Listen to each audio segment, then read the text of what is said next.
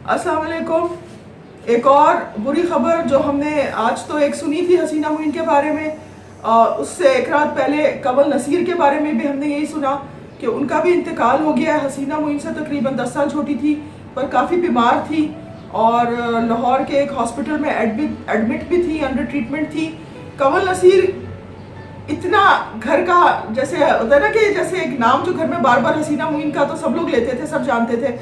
कंवल नसीर को शायद इतने लोग अब फेमिलियर ना हो क्योंकि कंवल नसीर 1960s के अंदर जब पीटीवी स्टार्ट हुआ था, आई गेस इट वाज 1964, तो ये पहली फीमेल अनाउंसर थी। फीमेल में इसलिए कह रही हूँ कि जो पहले अनाउंसर जो थे वो तारिक अजीज थे और ये पहली फीमेल अनाउंसर थी और इनका एक अपना स्टाइल था। रोबोट की तरह यूँ बैठ के अनाउंसमेंट नहीं करती थी।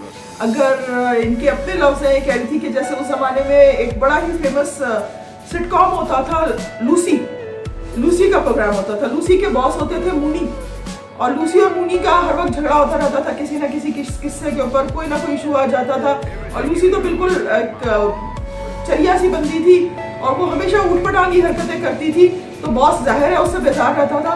तो अगर कभी जो अब पीटीवी का नया ज़माना है, कभी कभी इंटरप्शंस हो जाती थी, कोई प्रोग्राम रुक जाता था और एक बहुत फेमस एक कार्ड लगता था इंतजार फरमाइए, तो उसके अंदर वो कोई if there some technical fault happening, तो उस वक्त जब तक वो फिक्स कर रहे होते थे फिर अनाउंसर वापस आती थी और कहती थी कि जी अब वी आर रिज्यूमिंग और जहाँ से सिलसिला टूटा था आपको वहीं ले चलते हैं और आप देखिए अब एंजॉय करें। तो ये इतने आराम से नहीं बोलती थी, ये बोलती थी, ये बकायदा वो ड्रामा या जो भी प्रोग्राम हो रहा था तो देख रही होती थी और वो बोलती थी गालिबन लूसी और मुनी की अब लड़ाई होने वाली थी, तो आप देखें जहाँ से आपने रोका था देखना, जहाँ से सिलसिला आपका टूटा था। तो इनका एक तरीका अपना ही था। हाँ, तो मैं उस जमाने में नहीं थी, मैं पैदा भी नहीं हुई थी, मगर ये चीज़ें मैंने इंटरव्यूज वगैरह जो देखे हैं जो यूट्यूब पे ही है उसी से मुझे सारा ये रिसर्च है। और yesterday when I heard about her passing away, मैंने कुछ बैठ के नोट्स भी लिए थे इनके बारे में कि मैं कोई गलत फैक्ट ना दे दूं। तो कंवल नसीर जो है इनका ऐसा था कि ये टीवी पे यूं ही नहीं आ गई थी, इनका बैकग्राउंड रेडियो पाकिस्तान का था। रेडियो पाकिस्तान के अंदर इनकी अम्मी काम करती थी and she was a big name और वो रेडियो पाकिस्तान की वॉइस कहलाती थी। उनका नाम मोहिनी था मगर वो आमतौर पे एज मोहिनी नहीं आती थी, जो उनका असली नाम था वो आती थी आपा शमीम के नाम से। तो आपा शमीम की ये बेटी थी और इन्होंने रेडियो पाकिस्तान के बच्चों के प्रोग्राम्स में हर वक्त इन्होंने she took part in it, इनको बुला लिया जाता था। उस ज़माने में अगर बच्चे चाहिए होते थे तो वही जो रेडियो पाकिस्तान के लोग होते थे एम्प्लॉयज़, उन्हीं को कहा जाता था कि भैया बच्चों का प्रोग्राम हो रहा है, अपने बच्चों को ले आए, रिश्तेदारों के बच्चों को ले आए।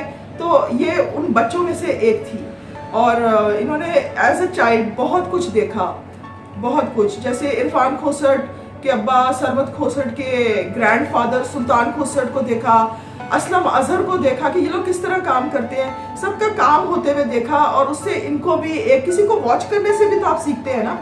तो ये इस तरह से देख देख के ही इन्होंने सीखा और जब टाइम आया, जब पीटीवी आ रहा था मिड 60s में, तो फिर इनको जब ऑफर आई तो शी इनकरेजमेंट थी घर से, अम्मी ने बोला कर लो, मगर अम्मी ने ये कहा कि भाई उर्दू सीख लो, तुम ये क्या हरकतें करती हो। इनको उर्दू नहीं आती थी, इनको ये प्रॉब्लम थी कि ये उर्दू की अनाउंसमेंट करती थी, जाहिर है नेशनल टेलीविजन है, उर्दू में है उसका मीडियम, तो इनको उर्दू आती थी, बोलती थी, मगर ये पढ़ नहीं सकती थी, तो ये रोमन में लिखती थी और वो रोमन में जो कुछ लिखा होता था उसको फिर वो पढ़ती थी। और इनका बहुत अच्छा स्टाइल था पढ़ने का, very breezy, very nice, easy, आपको यू फेल्ट लाइक कि हाँ she is like us, you know, friendly सा एक चेहरे पे एक एक्सप्रेशन भी होता है। तो कई साल इन्होंने ये काम किया और क्योंकि इंग्लिश का बैकग्राउंड था और इंग्लिश में ही पढ़ी लिखी हुई थी, तो इन्होंने जो पीटीवी में इंग्लिश के प्रोग्राम्स थे उनको भी बहुत सारे शोज को होस्ट किया जिसमें English was no problem for her, तो वो ये करती थी और इसी तरह होते थे, कई साल गुजर गए। She was not, I would say like, जो मैंने अभी पहले भी कहा, not a household name like Haseena Moin, but still एक हिस्टोरिकल बात है कि इन्होंने ये सबसे पहली फीमेल अनाउंसर थी हमारे पाकिस्तान टेलीविजन की और उस वक्त आई थिंक शी वाज 14 और 15 years old, she was just a teenager. और फिर एक ये भी वक्त आया कि अब जब यही है उस वक्त इतने लोग एक्टिंग के लिए कौन सी खवातीन को लेकर आए, तो वही बड़े बड़े अंकल लोग जो उसने रेडियो पाकिस्तान में देखे थे, उनको जब हीरोइन की जरूरत होती थी ड्रामों में तो तब भी इन्हीं को लिया जाता था। And she felt quite awkward working with those uncles as their heroine. तो इनके ऊपर ये भी गुजरा है कमल नसीर के ऊपर। और यही मतलब इनके बारे में मतलब एक ग्रेस थी around her, about her, there was a grace about her which you don't see that often now. अब आप अगर देखेंगे तो होस्ट वगैरह अगर टीवी के प्रोग्राम्स हो रहे होते हैं तो वो आपको अपने शो पे बुलाते हैं, they are looking forward to the mess that it will have. Like ऐसे लोग जो एक दूसरे से डोंट गेट अलोंग और वो इंतजार कर रहे थे होस्ट के अब ये लड़ेंगे मेरे शो की रेटिंग्स। इस तरह की अनाउंसमेंट्स, इस तरह के होस्टिंग, इस तरह की कंपेयरिंग उस जमाने में नहीं थी जब कमल नसीर कंपेयरिंग करती थी और शोज होस्ट करती थी। और वो they wouldn't even tolerate this कि झगड़ा हो रहा है टेलीविजन के ऊपर लाइव। ये चीज़ वो उस एक और दुनिया की बात है, ये उस जमाने की बात है।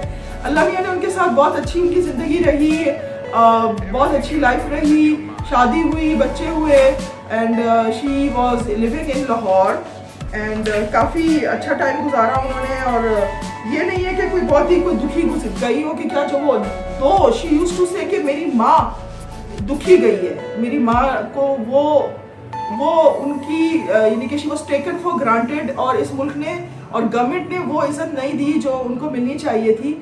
मगर Kamal Naseer was a happy person और उन्होंने कभी किसी के साथ कोई शिकायत नहीं की।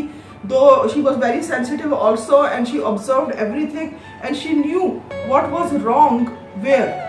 वो उनको नज़र आ जाता था कि आजकल के मीडिया में क्या इशू है, क्या हुआ है, क्या नहीं है।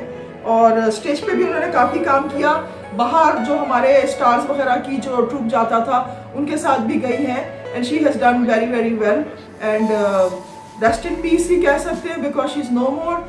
सो आज के लिए इनके बारे में इतना ही। थैंक यू, खुदा हाफिज़।